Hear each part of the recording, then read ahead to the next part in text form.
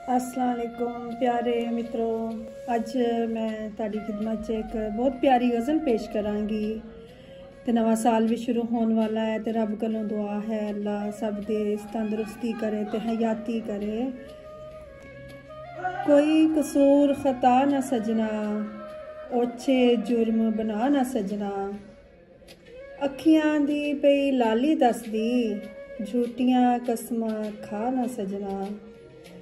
पल दो पल दा ऐ परछावा, हुक्म ते हुस्न सदा नहीं सजना। लाइयां देते कुछ कख रख लै, रहंदा बरम गवा ना सजना। मैं सब कुछ पढ़िया होया, मिन्नू होर पढ़ा ना सजना।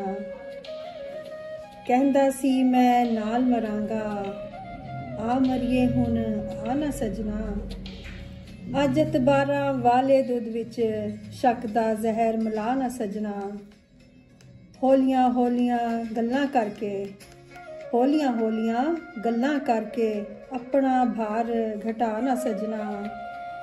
यार ज़हूर मजबूरियां वड्डी, जग विच होर सजा ना सजना। यार ज़हूर मजबूरियों वड्डी, जग विच होर सजा ना सजना। उम्मीद करनी आ तुहानू ये गज़ल पसंद आई होएगी। अगर पसंद आए तो सबसक्राइब भी करो तो लाइक भी कर लो। तो इजाज़त चाहनी आ। अल्लाह हाफिज़।